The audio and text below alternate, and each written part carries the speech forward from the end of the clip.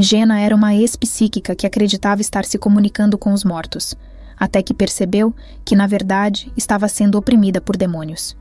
Hoje, vamos relatar seu testemunho. Ela também nos contará todas as formas surpreendentes pelas quais podemos ver a nova era e as manifestações demoníacas nos dias de hoje.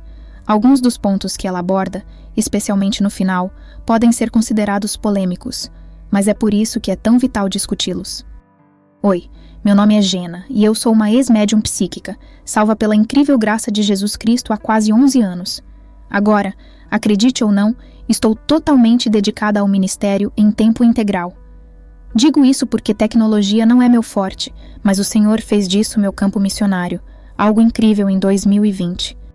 Comecei a ter sonhos com alguém que acreditava ser uma pessoa falecida se comunicando comigo. E isso é uma longa história de como a mediunidade começou. A informação foi verificada por uma fonte indireta dessa mensagem, novamente, de alguém que eu acreditava ser um espírito falecido. Mas agora sei que é um espírito familiar, que é um demônio, um anjo caído. Quando isso aconteceu, fui até a médium psíquica que costumava consultar, e ela me disse naquele dia que eu tinha um dom de Deus, que eu também era uma médium, e que, de fato, era um homem falecido tentando se comunicar comigo, para que eu transmitisse mensagens aos seus entes queridos aqui. Ela me deu um cartão de visita da líder de um grupo de adivinhação. Eu estava no mesmo círculo que outros médiuns bem conhecidos. Eu tinha ataques psíquicos desde os 12 anos. Isso começou muito cedo para mim. Fui exposta ao sobrenatural, não de uma boa maneira, desde jovem, e aos 13 anos tive minha primeira leitura de tarô. Realmente acredito que foi nesse momento que comecei a procurar por isso. Então, desde os 13 anos até aquele momento, nos meus 20 e poucos anos, quando a mediunidade começou, eu visitava leitores de tarô, numerólogos, astrólogos, leituras de borra de café e eu mesmo fazia leituras. Eu tinha minhas próprias cartas de tarô, as cartas dos anjos, toda a parafernália. E é importante mencionar que, quando você pratica a adivinhação, está se comunicando com demônios, não com pessoas mortas, nem com qualquer tipo de entidade boa. Esses demônios se multiplicavam em minha vida a cada leitura que fazia, e isso realmente parte meu coração. Não é surpresa para mim que chegasse ao ponto de eles começarem a me visitar para me dar informações para enganar. Eu estava enganada e enganando outras pessoas. Satanás é o mestre ilusionista. Ele faz algo parecer de um jeito quando é completamente outro. Tudo é fumaça e espelhos. Eu era a garota da porta ao lado, comprando no Gap, fazendo minhas leituras na casa da minha mãe. Mas paralelamente a essas leituras, eu tinha momentos de felicidade em minha vida, mas predominantemente ansiedade, sendo constantemente perturbada por ver demônios. Eu via demônios se manifestando bem diante dos meus olhos. Eles começaram a me tocar, e eu ouvia constantemente deles. É aqui que as pessoas precisam ter muito cuidado. Médiuns psíquicos podem dizer que sabem como desligar e ligar, e mandar o espírito se afastar ou se aproximar. Mas isso simplesmente não é verdade. Eles estão ao seu redor o tempo todo com sua agenda sinistra. Eu podia estar em lugares aleatórios, ouvindo esses espíritos familiares, achando que estava ajudando as pessoas. Mas às vezes isso também se tornava assustador, porque eles estavam tão presentes que eu ficava com medo. Meus pais sabiam e eram muito apoiantes. Eles viam meus clientes me abraçando, e eu chorava com essas pessoas porque realmente acreditávamos que eu estava ouvindo dos seus cônjuges, mães, pais e até filhos falecidos. E eu abraçava essas pessoas porque realmente queria ajudar. Isso é importante, porque a nova era me dizia que eu tinha um dom e era para ajudar as pessoas. Então, minha mãe e meu pai eram realmente apoiantes. Eu até lia para minha própria família, o que honestamente soa tão bizarro, mas as informações nas leituras eram sobre parentes que eu nunca soube que existiram, que morreram antes de eu nascer. Então, eles viam isso como uma confirmação de que eu tinha esse dom especial. Eu fui criada como católica cultural, então ir à igreja não era uma obrigação, e certamente não era algo que frequentávamos, exceto talvez em feriados. Na verdade, os feriados eram mais sobre o tempo em família, Papai Noel e as luzes e coisas desse tipo. Minha mãe definitivamente parecia amar Jesus. Ela foi criada em uma escola católica, mas eu lembro de questioná-la quando era jovem, perguntando como ela sabia, como ela acreditava em Jesus e como ela parecia tão certa, e eu sabia que não tinha isso. Eu apenas seguia os movimentos com as instruções católicas, passei pelos sacramentos, mas para mim era apenas seguir os movimentos. Eu não sabia o que significava, não sabia o que era a confirmação, eu apenas fazia. Estou até pensando em santeria, que eu não conhecia na época, que mistura catolicismo, essas velas, e pensando em todas as velas que eu tinha. Eu tinha velas de Jesus e Maria. A nova era rouba de todas as religiões, então, para mim, era realmente apenas uma mistura. Eu podia ter uma vela de Jesus, mas não ter fé no verdadeiro Jesus. Eu conheci o Jesus da nova era, o falso Jesus, em que você basicamente podia fazer o que quisesse. Eu não tinha nenhuma autoridade, e podia decidir quem esses espíritos eram, e até tinha o desejo de controlar isso, não de uma forma arrogante, mas no grupo de adivinhação em que eu estava, me ensinaram até a dizer o Pai Nosso como uma oração de proteção logo antes de praticar a adivinhação. É insano para mim agora, realmente é. Nos meus 20 anos, comecei a ter essa visitação de alguém que eu pensava ser um homem falecido. Eu não o reconhecia de forma alguma. Na verdade, ele estava indiretamente conectado, quero dizer, era um demônio, então faça essa ressalva. Mas na minha mente, ele estava indiretamente conectado a um ex-namorado meu, o pai da minha filha, o que foi muito astuto de Satanás, porque seu pai e eu não estávamos mais juntos, mas ele vinha visitar e estava saindo com alguém que eu nunca tinha conhecido. Eu sabia, pelo sonho, que essa pessoa estava conectada à pessoa com quem ele estava, então era indireto o suficiente para eu não me questionar se isso era algo que eu poderia ter conhecido, se ele poderia ter mencionado isso no passado, mas direto o suficiente para passar uma mensagem, para obter uma validação para continuar a seguir a mediunidade. Ele ficou impressionado quando eu disse a ele: "Olha, tive esse sonho e acho que pode estar relacionado à sua namorada." Expliquei o sonho, como era o garoto, como ele morreu, tudo. Ele disse: "Ok, vou perguntar," porque ele nem sabia na época. Ele voltou e uma semana depois, ao visitar nossa filha, ele disse: "Preciso falar com você. Esse é o irmão da fulana, é exatamente isso." Então ele me perguntou: "Qual é o nome dele?" E eu disse: "Michael." Esses demônios apenas baixaram a informação num segundo. Ele concordou e nós dois ficamos chocados, realmente chocados. Sabemos que 1/3 dos anjos celestiais caiu com Satanás, então há anjos caídos, que são os demônios, e eles estão por toda parte e estão aqui há eras. Eles estudam as pessoas. Eu sempre digo que sou um ser humano, e posso fazer uma previsão com alta precisão, então imagine esses demônios que estão por aí há eras e têm influência. Sabemos que é uma batalha espiritual. Efésios 6, versículo 12, nos diz que não lutamos contra carne e sangue, mas contra principados, autoridades, potestades e as trevas nos lugares celestiais. Eles também têm a habilidade de influenciar pessoas para realizar suas agendas sinistras. Por que eles querem fornecer informações para pessoas como eu? Fazendo-nos acreditar que estamos ajudando, que essas são pessoas falecidas, para enganar as pessoas e afastá-las de Jesus Cristo, do Senhor, para viver em desobediência. Porque Deus diz em toda a sua palavra, mas se olharmos para Deuteronômio 18, versículos 9 a 13, especificamente do 10 ao 12, Deus nos dá um grupo de práticas que não devemos fazer. Não devemos consultar médiuns, espíritas, não interpretar presságios, praticar necromancia, que é tentar falar com os mortos, conjurar os mortos, o que infelizmente ainda vemos muito hoje, e contar fortunas. É a mesma coisa, ainda está acontecendo. Mas o inimigo quer enganar você e ele virá em um momento oportuno. Na minha opinião, o luto é, sem dúvida, a emoção mais difícil com a qual lidamos como seres humanos. Então, quando você está de luto, perdeu alguém, está desesperado para ter essa pessoa de volta, não quer deixá-la ir. Então, aqui vem, por exemplo, Jenna no local de radiologia fazendo uma ultrassonografia, e a técnica acabou de perder o irmão em um acidente de barco. Então eu, deitada lá, digo: "Hey, sou médium, posso compartilhar esta mensagem que tenho para você?" Oh, sim, porque é tão intrigante, o sobrenatural é tão intrigante. E aqui está, e então essa pessoa vai continuar indo ao médium, fazer mais leituras psíquicas, talvez até comprar seus próprios tarôs, seus próprios cristais, meditar, todas essas coisas da nova era, e se afastar cada vez mais de Deus. Esse tem sido o plano de Satanás desde Gênesis 3. A astrologia é, de fato, idólatra, pois as pessoas recorrem aos planetas, às estrelas e à lua, acreditando que a posição deles no momento do nascimento pode dizer algo sobre suas vidas. É triste, e estou vendo isso cada vez mais sendo divulgado até em programas de televisão. A astrologia é uma ferramenta de adivinhação. Você vai até algo criado, acreditando que possui algum tipo de sabedoria ou conhecimento sobre sua vida e futuro, em vez de recorrer a Deus. Ele disse que isso aconteceria repetidamente. Não terás outros deuses diante de mim, disse em Êxodo 20, versículo 3.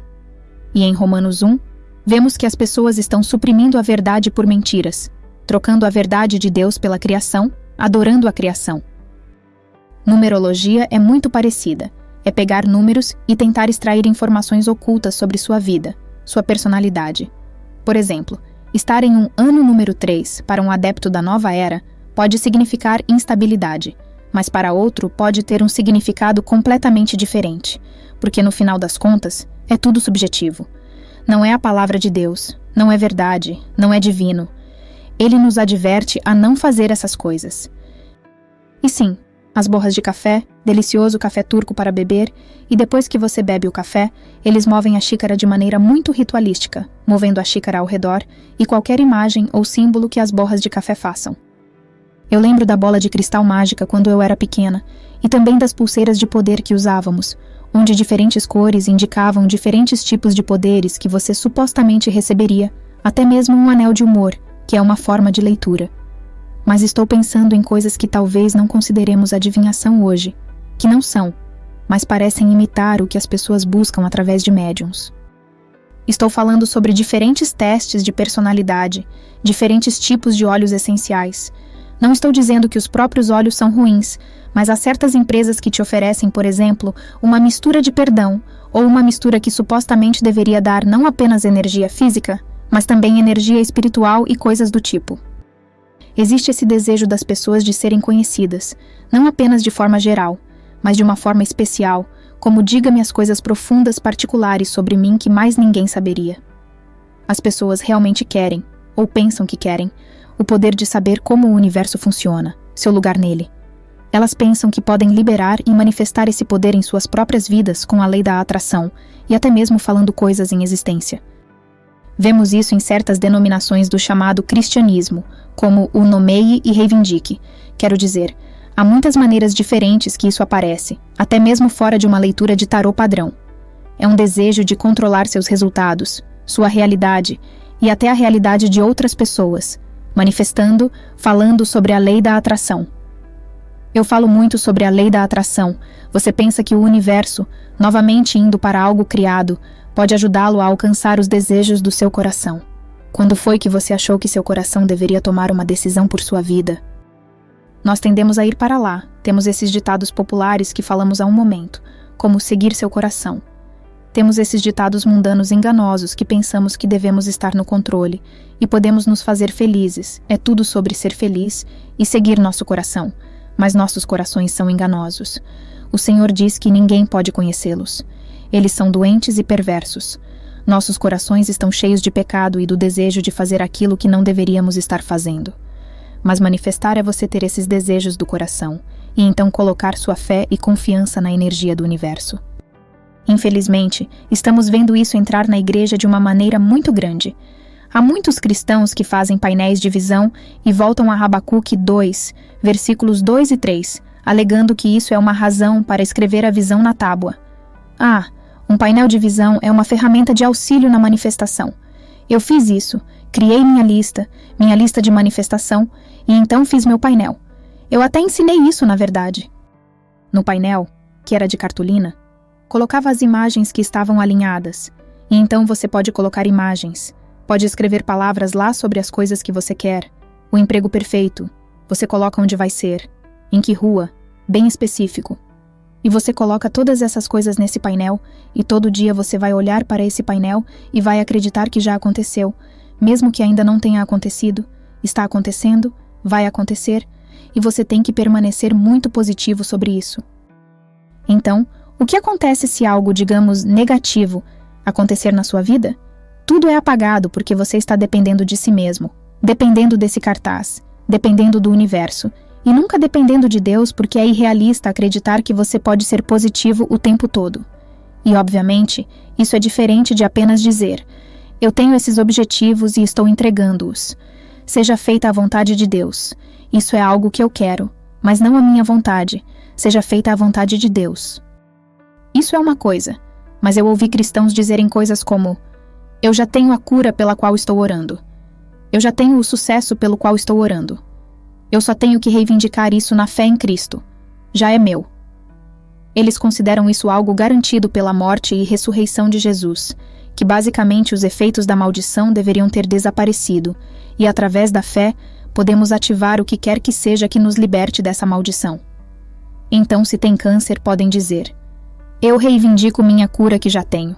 Se querem uma promoção, dizem: eu reivindico o sucesso que já tenho na fé. Isso é muito perturbador, e é apenas uma distorção das Escrituras.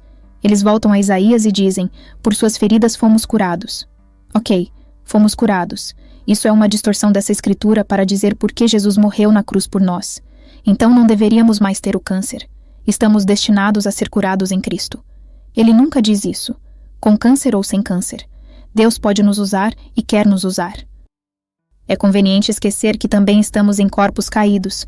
Vamos morrer, mas nossa alma continuará na eternidade com o Senhor Jesus, e é lá que nossos olhos devem estar fixos, não tentando: seja feita a tua vontade, não a minha. Como isso é bom o suficiente para o Senhor Jesus, mas não para nós no jardim do Getsemane, onde ele sabia o que iria acontecer.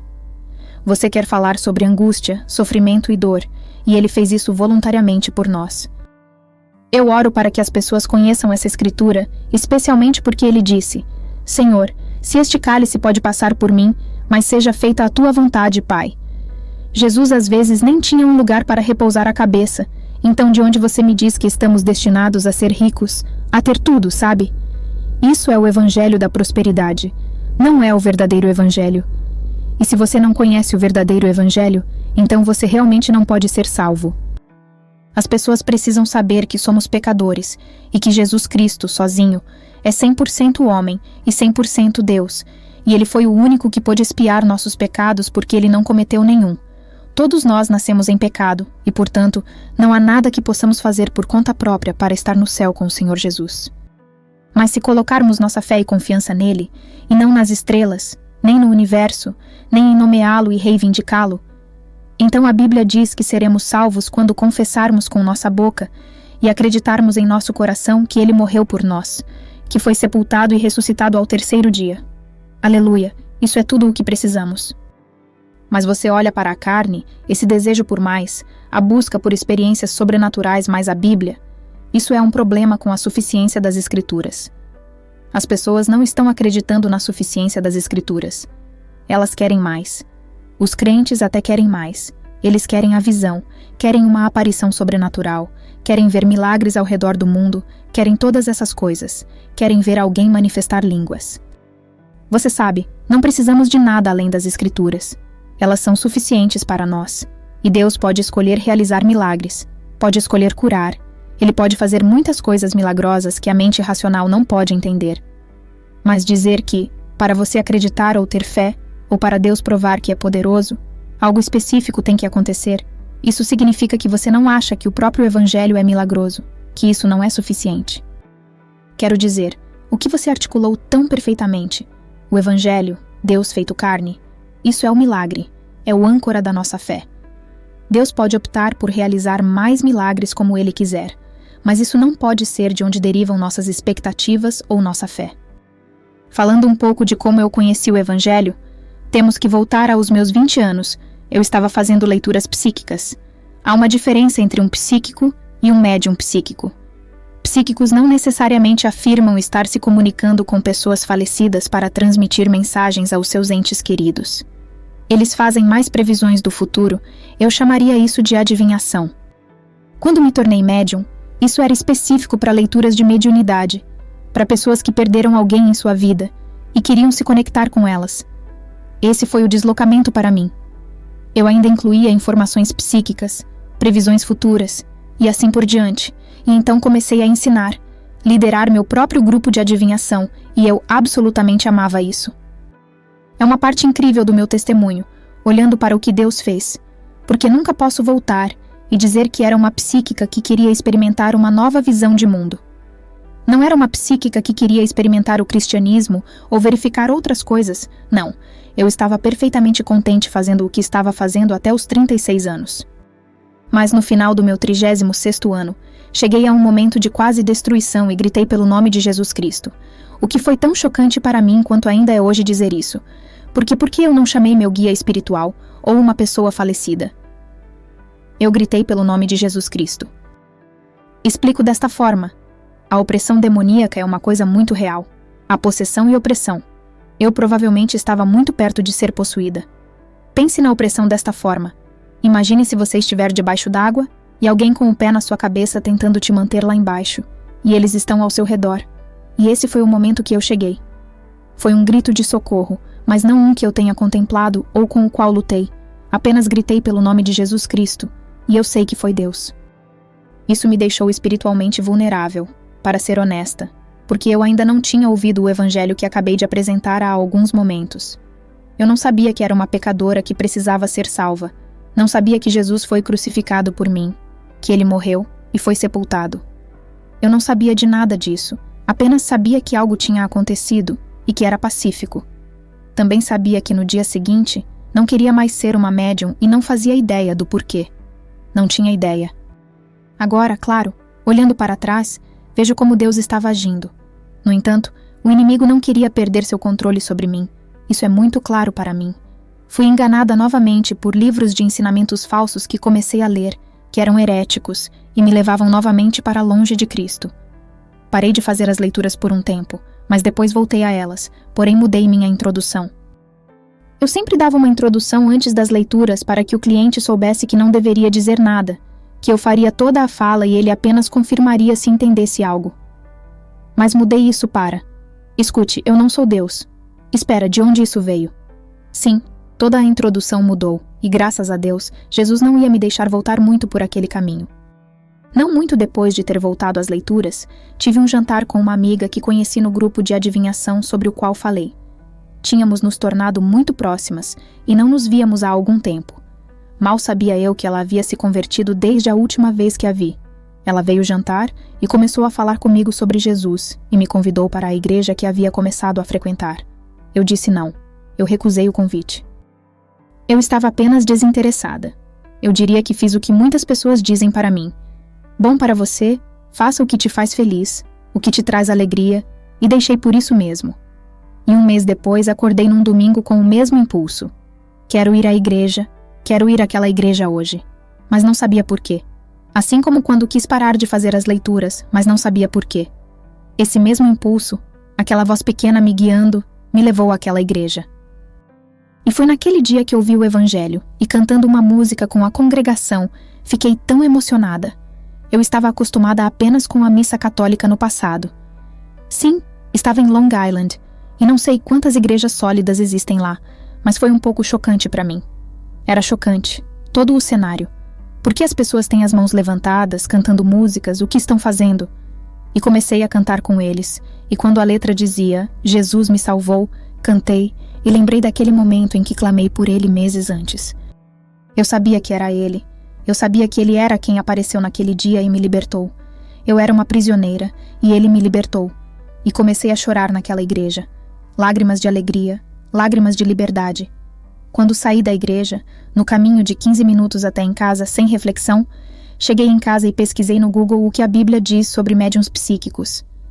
Fiquei tão convencida e fazia tanto sentido que a agenda do Senhor para minha vida seria me afastar disso, porque eu sabia naquele dia que seguiria a Cristo. Eu sabia disso e deixei meu emprego quase 11 anos atrás, e naquela época era assim que eu ganhava dinheiro. Gostaria de encorajar as pessoas hoje que, se você está nessa encruzilhada ou pensando em deixar a nova era para trás, não tenha medo. Deus é um bom Deus. Ele é nosso provedor e sempre nos dará o que precisamos. Claro, eu estava no topo do mundo naquele momento e depois de uma semana pensei, espere, esse era o meu trabalho, o que vai acontecer agora? Então, senti um pouco dessa preocupação e apenas confiei no Senhor. E tive um teto sobre minha cabeça e comida no estômago. E o Senhor providenciou então e agora. E agora eu estou em tempo integral no ministério, focando em ajudar as pessoas a deixarem a nova era e também em ajudar os cristãos a entenderem as mentiras da nova era. O inimigo está em ação, ativo e presente nos tempos em que vivemos. Vemos médiuns na TV, mas também estamos vendo a tensão no mundo. Essa tensão se reflete até no microcosmo de nossas vidas, no que está acontecendo conosco, com nossos filhos. E as pessoas, em sua vulnerabilidade e fraqueza, são tentadas a buscar respostas, controle, certeza sobre o futuro, seja aqui ou na eternidade. O inimigo faz isso parecer muito atraente e sedutor, utilizando, especialmente, as redes sociais. Minha preocupação maior é com as crianças, porque ele está direcionando seu ataque a elas, usando cristais, práticas de manifestação, Instagram, TikTok.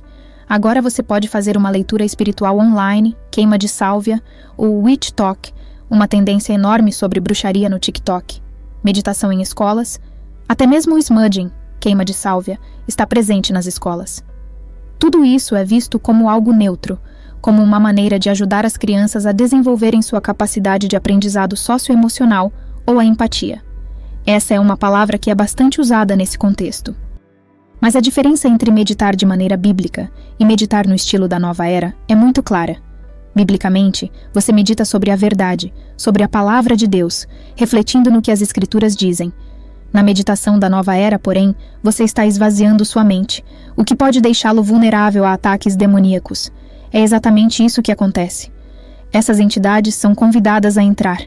Confie em mim, quando uma parte de você está quieta ou vazia, você está abrindo a porta para elas.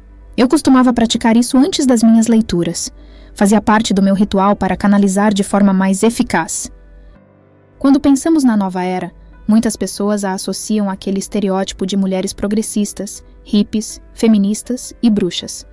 Mas não a conectam com o que é comumente chamado de profecias hoje.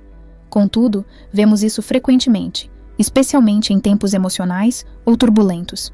As pessoas, nesses momentos de vulnerabilidade, não recorrem apenas a médiuns, mas também a pessoas que se dizem profetas de Deus.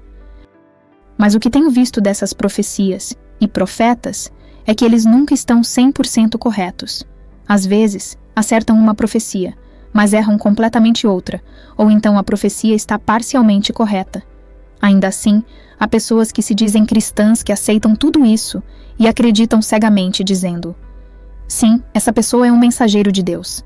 Está nos dizendo o que precisamos saber ou sobre o futuro. Então, como discernir a diferença entre uma verdadeira profecia e o que, na verdade, é apenas uma leitura psíquica disfarçada de profecia para parecer cristã? Sabemos que o inimigo é um falsificador.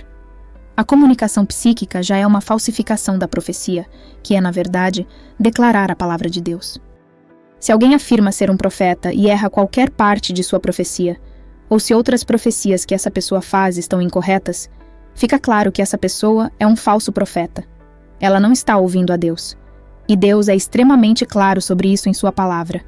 Quando Deus fala, você acha que ele precisa de ajuda? Você acha que Deus confundiria uma situação?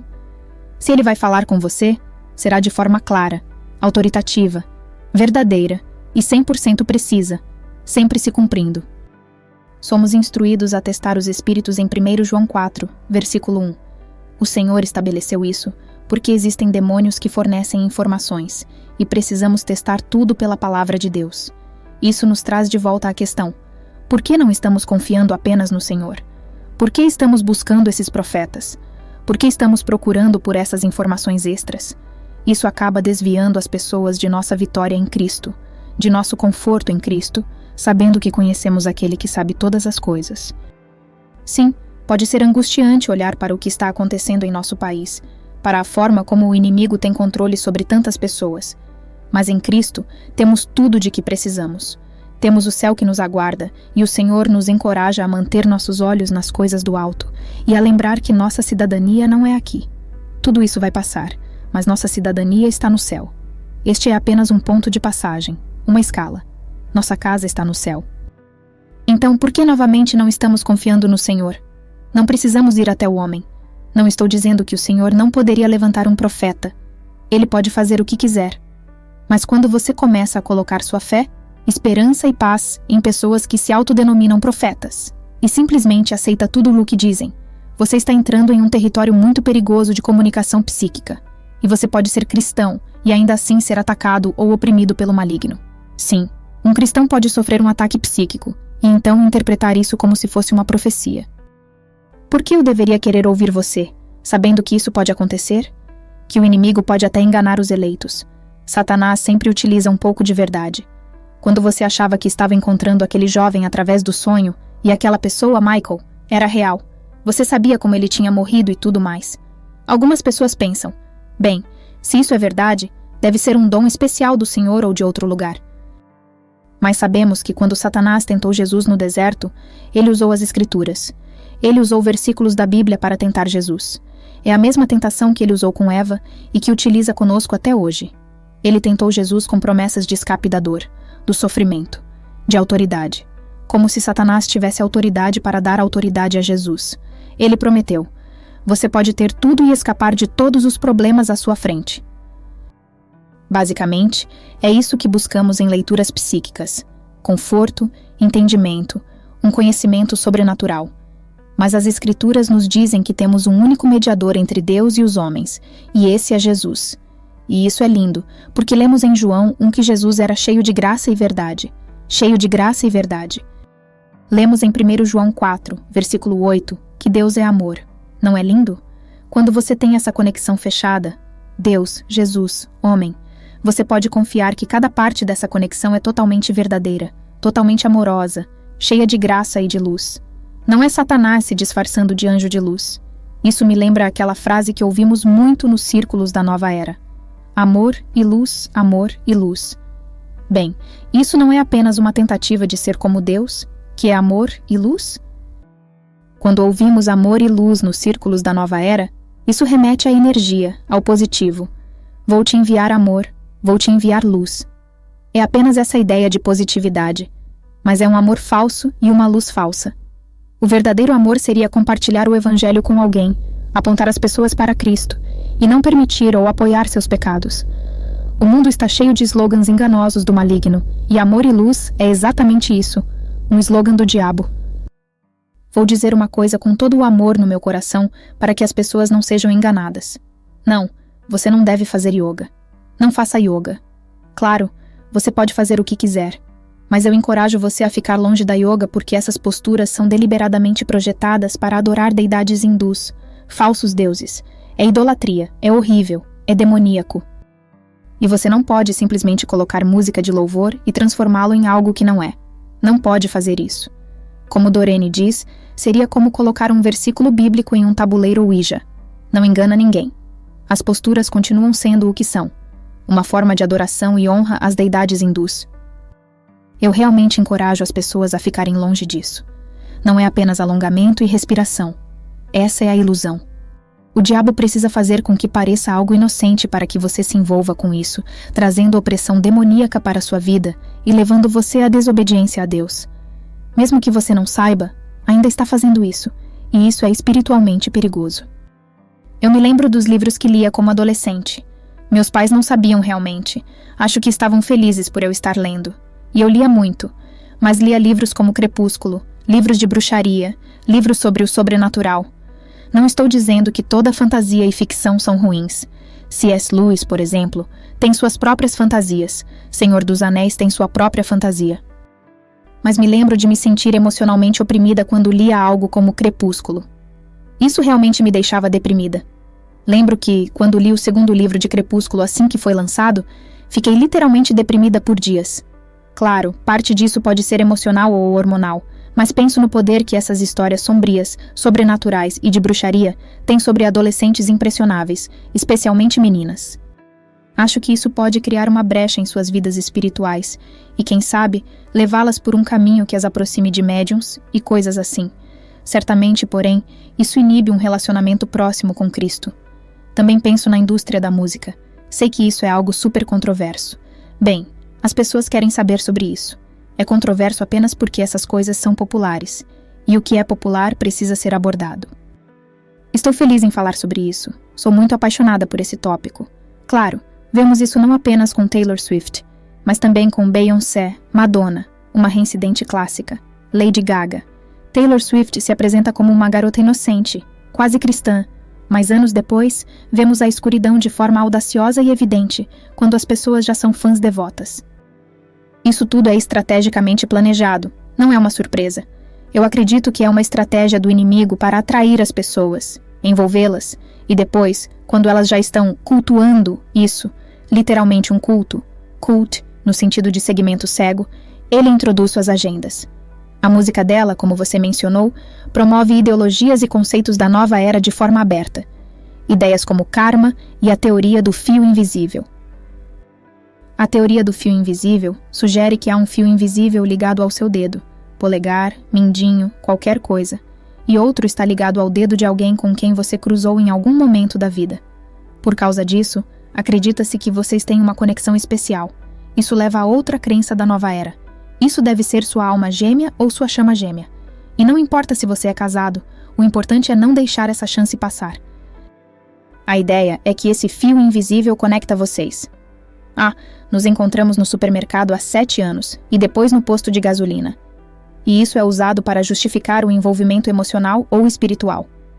Isso se conecta diretamente à ideia de chama gêmea ou alma gêmea, conceitos que são mentiras e doutrinas de demônios. E ela, Taylor Swift, promove tudo isso em sua música. O que acontece? Se torna viral no TikTok, as pessoas começam a fazer vídeos e até temos documentários sobre chamas gêmeas no Netflix. Foi difícil assistir, é triste e perturbador. Agora, voltando a Taylor, que é conhecida por seus inúmeros relacionamentos. Ela compartilha sobre essas experiências em suas músicas, muitas vezes introduzindo simbolismos demoníacos. Vou dizer, vimos isso até no Super Bowl. Bem, não quero atribuir isso diretamente a ela. Foi a amiga dela quem fez aquilo. Mas vimos práticas de feitiçaria no palco, e as pessoas justificam dizendo que é só coreografia. É o mesmo tipo de coisa que vemos nas Olimpíadas, na cerimônia de abertura. Tudo é apresentado como cultura ou arte, mas claramente há algo mais acontecendo. E sempre é apresentado de uma forma bonita e aparentemente inofensiva. Taylor Swift, por exemplo, é linda, tem músicas cativantes e um apelo acessível para o público mainstream. Ela começou como uma estrela country doce e loira, mas há um evidente culto ao eu em sua música, algo que, na verdade, permeia grande parte da música pop hoje em dia. Não é sobre ser paranoico, tentando encontrar símbolos em tudo. Isso pode levar as pessoas à loucura ou impedir que elas percebam como Satanás está tentando ou oprimindo suas próprias vidas de forma mais sutil. É sobre equilíbrio. Não devemos nos concentrar apenas no que está lá fora, mas também olhar para dentro, para os pecados e fraquezas que podem estar nos afastando de Deus. E penso muito nas crianças. Esses artistas se tornam modelos para elas. Conheço cristãs que se dizem Swifties, deixam suas filhas ouvirem a música de Taylor Swift, mesmo quando ela promove ideais anticristãos de forma clara. Por exemplo, o clipe de You Need to Calm Down zombava abertamente dos cristãos, apresentando a comunhão de forma desrespeitosa, promovendo imoralidade sexual e estereotipando cristãos como pessoas ignorantes. Quando algo é tão óbvio assim, acho que devemos nos afastar disso. Mas também precisamos olhar para nós mesmos, nos arrependermos diariamente, confessarmos nossos pecados e pedirmos ao Senhor que nos mostre as áreas de nossos corações que precisam de correção e crescimento. Muito obrigada pela oportunidade de compartilhar meu testemunho e louvar a Deus por tudo o que Ele está fazendo. Que Deus abençoe.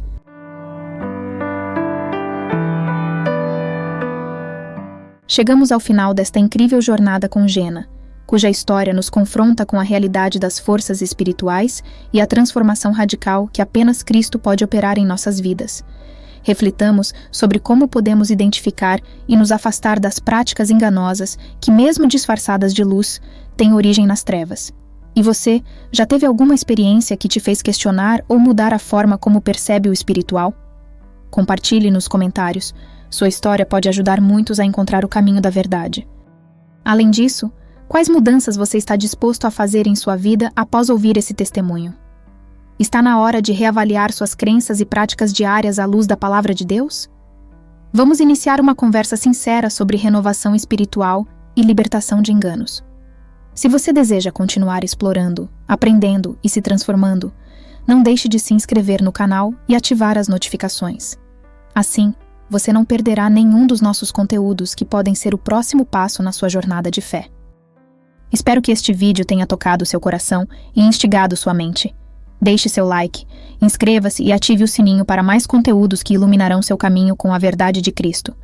Deus te abençoe ricamente.